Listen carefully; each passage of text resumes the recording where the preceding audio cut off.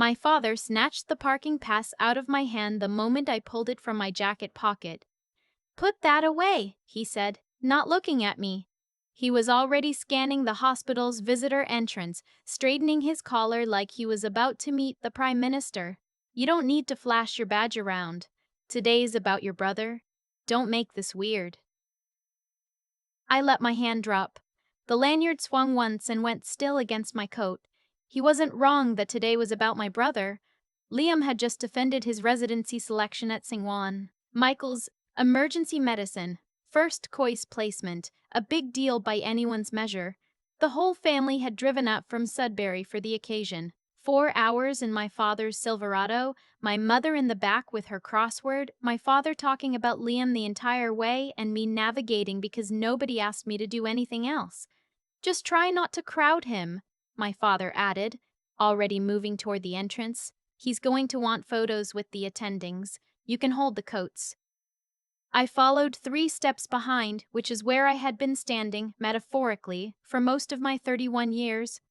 The thing about my father is that he isn't a cruel man in the way movies portray cruel men.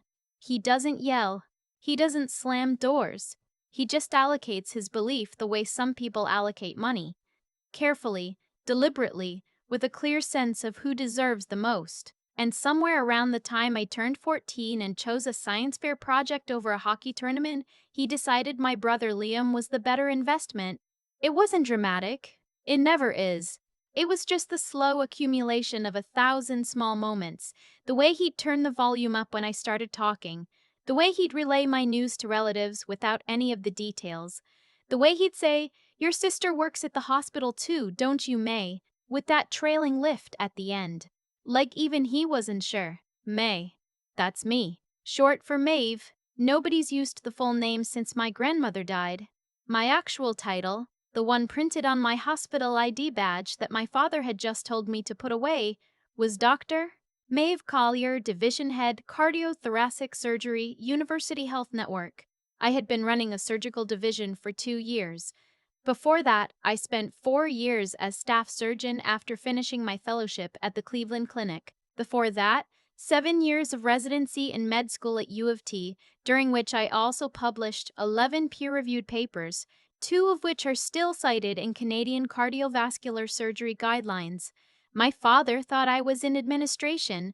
I had never corrected him. Not once. Not because I was ashamed, and not because I was strategizing some elaborate revenge. I want to be clear about that. I just never found a moment when it felt worth the fight. Every time I tried to explain what I actually did, his eyes would glaze over around the word surgical. And by the time I got to division head, he'd already pivoted back to asking Liam about his rotation hours. So I stopped trying. I told my mother, who nodded and said, "That's wonderful, sweetheart," and then asked me if I was seeing anyone. I told my aunt, who posted about it on Facebook, where my father definitely did not see it because he is 63 and considers social media for teenagers and narcissists. Liam knew. Sort of. He knew my title but had a habit of referring to me even to colleagues as my sister who does the heart stuff, as if the surgical component were just a hobby. The reception was held in the hospital's main atrium, a large, light-filled space near the east entrance where the administration had set up a long table of coffee and sandwiches and the kind of sad, celebratory cookies that come wrapped in cellophane. There were about 60 people, residents and their families, a few department heads, some nursing staff who'd come down to show support. My father spotted Liam immediately and made the kind of entrance fathers make when they've been waiting their whole lives for a moment like this. He crossed the atrium with his arms open, moving with a speed and warmth I recognized from childhood, the warmth that was reserved, always, specifically for Liam. "There's my son," he said, pulling Liam into a hug that lasted a full 4 seconds. 4 seconds is a long time when you're counting. I know because I counted. My mother and I followed, more quietly. I hugged Liam. He smelled like coffee and hand sanitizer, which is the smell of emergency medicine in any city in any country, and I felt genuinely proud of him. Whatever my father had made this about, Liam had worked hard. That was real. "Your sister came all the way from, where are you based again, May?" my father said to Liam as if I weren't standing right there. She's in Toronto, Dad, Liam said. She lives here. Right, right. My father waved his hand. I always forget you're still at this hospital. What department is it again? Surgery, I said. Right. He nodded like I'd said something pleasantly vague, like the North Wing or around the third floor. Then he turned back to Liam. Tell me about this emergency placement. How many other applicants were you up against? I took a step back. Found myself standing slightly to the left of the family cluster, the way you drift when the current isn't moving in your direction. I picked up a coffee I didn't particularly want and held it with both hands. A nurse I recognized from the cardiac ICU caught my eye across the room. Her name was Janet, and she'd been on my service for about 3 years. She gave me a small, slightly confused look, the kind that said, "What are you doing standing over there?" And I gave her a small shake of my head. She understood. 14 years of working in hospitals teaches you to read a room. I stayed quiet. There was a man across the atrium who I'd been carefully not making eye contact with for about 6 minutes. Dr. Raymond Park, Chief of Medicine at UHN. My direct superior in the administrative chain. We'd been in a 3-hour budget meeting together the previous Thursday. He had, at one point during that meeting, said to the assembled department heads that my division's outcomes data was setting the standard for the network. I'd said thank you and moved on to the next agenda item. He was here because his own resident was being celebrated today. He didn't know Liam. He didn't have any reason to come near me. And then my father, moving with the confident obliviousness of a man who has never once doubted whether he belongs in a room, wandered over to the sandwich table and struck up a conversation with the man standing next to it. The man standing next to it was Dr. Park. I watched from across the room. I could read the shape of the conversation even without hearing it. My father had the posture he used with important people, chest out, eye contact held a beat too long, the slight forward lean of a man who wanted you to know he was worth your time. He pointed across the room at Liam. Doctor. Park nodded politely. Then my father gestured toward me, and I saw him say something, and I saw Dr. Park's expression change. Dr. Park looked at me, then back at my father, then at me again, more carefully this time. I looked down at my coffee. I heard him coming before I saw him. Dr. Humming before I saw him. Park's footsteps were familiar to me. Efficient, no wasted movement. Maeve. He appeared at my shoulder. I didn't know your brother was doing his residency here. Emergency medicine, I said. He just matched. He's very good. I'll have to congratulate him. Dr. Park paused. He had the controlled expression of a man who had just been handed a piece of information he was processing carefully. Your father was telling me you work here in administration, filing, something to do with paperwork. There was a silence. Outside, through the atrium windows, it was one of those flat February days that Toronto specializes in. Gray sky, gray slush, the whole city dressed in its least impressive coat. Did he? I said. I corrected him. Dr. Park said simply, I told him you run the cardiothoracic division. A pause. He didn't seem to know what that meant. He often doesn't, I said. Dr. Park was quiet for a moment. He was not a sentimental man, and he was not, I think, trying to make me feel better. He just looked at me the way people look at a situation that doesn't add up. You should come say hello to Dr. Vasquez, he said finally. She's been asking about the valve repair data from your Q4 numbers. And bring your father. I'll introduce him to some people. I looked up. Dr. Park had already turned and was walking toward a cluster of people near the east window. He hadn't waited for my answer because in his experience when he walked somewhere, people followed. I followed. My father was still at the sandwich table. I touched his arm. Dad, Doctors, Park wants to introduce you to some people. He turned, instantly pleased, already smoothing down the front of his jacket. He loved this, the feeling of being ushered somewhere important. He fell into step beside me without question. Dr. Park stopped in front of a group of four. Isabel Vasquez, Chief of Cardiac Surgery, 2 of her senior residents, and a woman I recognized as being from the hospital's board of directors. Raymond, said Dr. Vasquez. She looked at me and her face warmed.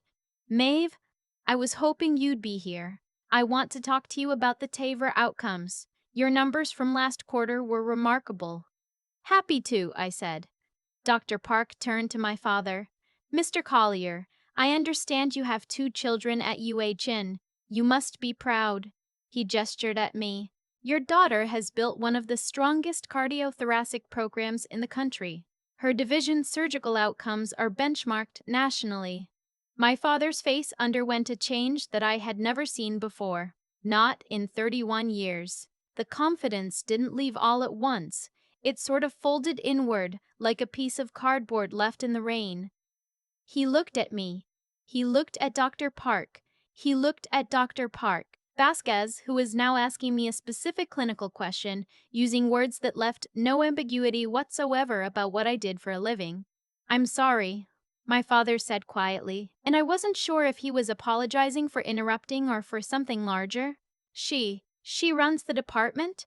The division, Dr. Park said, with the patient, neutral tone of a man correcting a mispronunciation. Cardiothoracic surgery. It's a significant operational and clinical leadership role.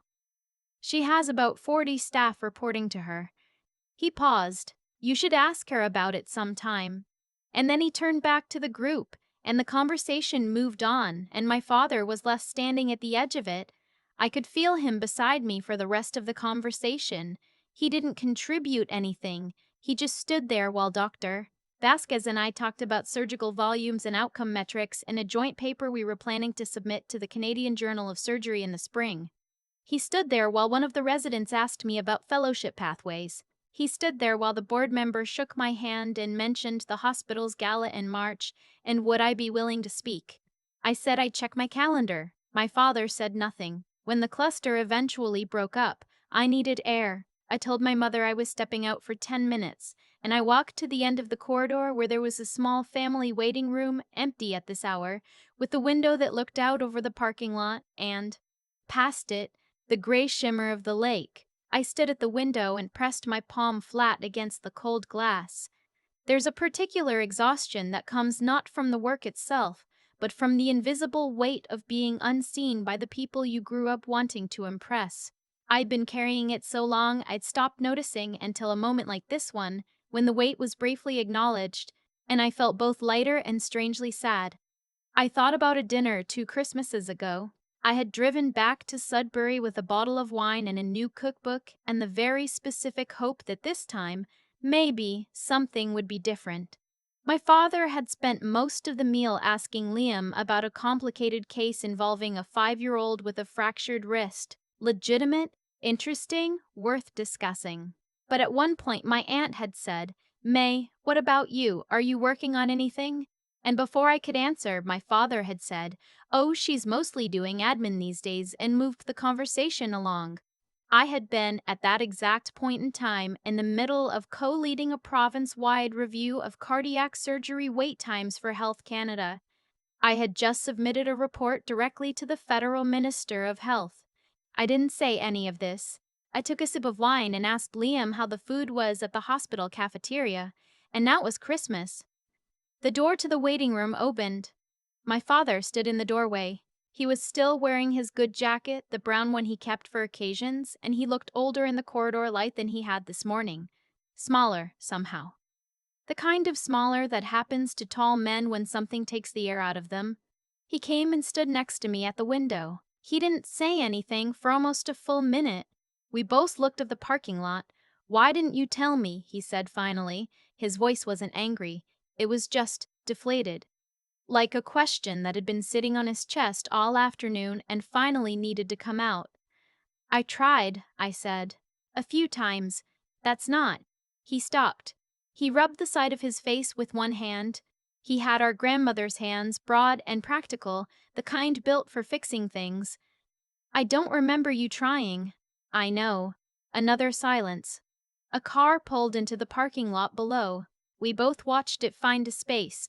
"The man said you run the whole department," my father said. "Division," I said. "Yes. Since when?" 2 years officially. I was acting head for a year before that. He processed this. I could see it happening. The slow, uncomfortable recalibration of a version of the world he'd been maintaining for a long time. And before that, staff surgeon for 4 years. Before that, fellowship in Ohio. Before that, residency here.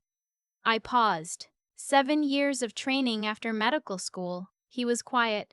I published a paper when I was a resident, I said. I don't know why I said it. Not to impress him exactly. More like I was opening a drawer that had been shut for a long time.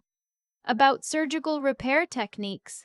It's still referenced in guidelines. When surgeons in Canada do a certain kind of valve repair, there's a small chance the approach they use came partly from something I wrote in 2017. My father put one hand on the windowsill and leaned on it. He was a big man, but right now, he was leaning on a windowsill in a hospital waiting room looking at a parking lot, and he looked like someone who had just been informed of a loss he couldn't entirely quantify. I told Bob Fenwick you worked in medical billing, he said. His voice was flat. Last summer, he asked about you at the lake. I know, I said. Aunt Cheryl told me. He closed his eyes. He breathed out slowly through his nose. I was. He stopped again. Started over. I always thought Liam was the one who. He didn't finish that sentence either. I know what you thought, I said. Not unkindly, just truthfully. I'm not a stupid man, May. I never thought you were. But I was stupid about this. He said it plainly, without the drama of someone looking for absolution. Just a man calling a thing what it was. I had an idea of what success looked like. It had a certain shape in my head. Liam fit it. You didn't fit the shape I had, and instead of adjusting the shape, I just...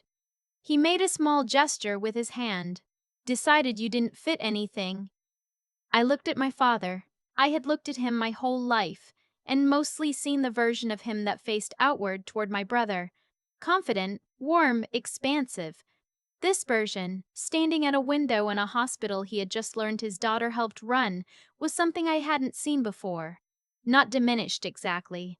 More like honest. I have a patient, I said after a while. 72-year-old man from Barrie. He came to us 6 months ago with aortic stenosis so advanced that most centers would have declined surgery. Too old, too risky, not worth the resources. I paused. We did the procedure. It took 6 hours. He went home to his wife and his garden in October. He sent me a card at Christmas. It had a photo of his dog in it. My father was looking at me now. That's what I do, Dad, I said. I give people back to their families. He looked at the floor. His jaw moved slightly. He was doing something that men from Sudbury in their 60s do not readily do in fluorescent-lit hospital waiting rooms, and to his credit, he was doing it quietly. I'm sorry, he said. It came out rougher than he probably intended. He cleared his throat. I'm sorry, Maeve. It was the first time he had used my full name since my grandmother's funeral. I didn't throw my arms around him. I didn't cry. I stood next to my father at a hospital window and let the apology exist between us without rushing to dissolve it. Some things need a moment before you put them away. Okay, I said.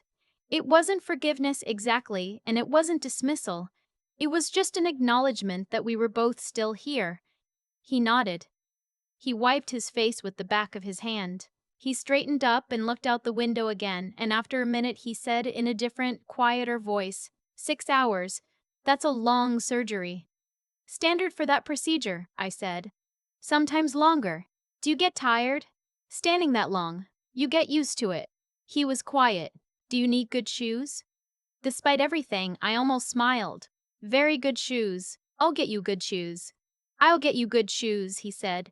It made no practical sense, and we both knew it. But it was the language my father spoke. Practical, physical, a problem he could solve with his hands. It was his version of, I see you now, and I want to do better. I had been waiting 31 years to hear something in that language that was meant for me. Come on, I said. Liam is going to wonder where we went. We walked back down the corridor together. Not side by side exactly, the hallway was narrow, but close enough that when he held the door open at the end of the corridor, he waited and I went through first. Liam was where we left him, surrounded by two other residents and their parents, laughing at something. He looked up when he saw us. He looked at my father, then at me, then back at my father, trying to read what had happened in the 30 minutes we'd been gone. My father walked up to Liam and put a hand on his shoulder, the usual move, the familiar warmth. But then he did something unusual. He turned around to face me with Liam watching, with the other families nearby, with Dr. Park visible across the room, and he said in a clear, plain voice, "Your sister runs the cardiothoracic division here. Did you know that? The whole thing?" Liam blinked. Yeah, Dad. I've been telling you that for 2 years. My father looked at the floor briefly. "I know," he said. "I'm telling you now because it took me too long, and I'm not going to wait any longer." There was a small silence. One of the other residents looked between us with the polite discomfort of someone witnessing a private moment in a public space. Then Liam looked at me. He had the decency to look a little ashamed. I let him sit with that for a second. Then I picked up the last of the cellophane-wrapped cookies from the table and handed it to my father. "Celebratory cookie," I said. "Terrible quality, very Canadian." He took it. He looked at it. For the first time all day, genuinely, he laughed. We flew out in the spring, my father, my mother, and me, for a conference in Vancouver where I was presenting research on minimally invasive techniques in aortic repair.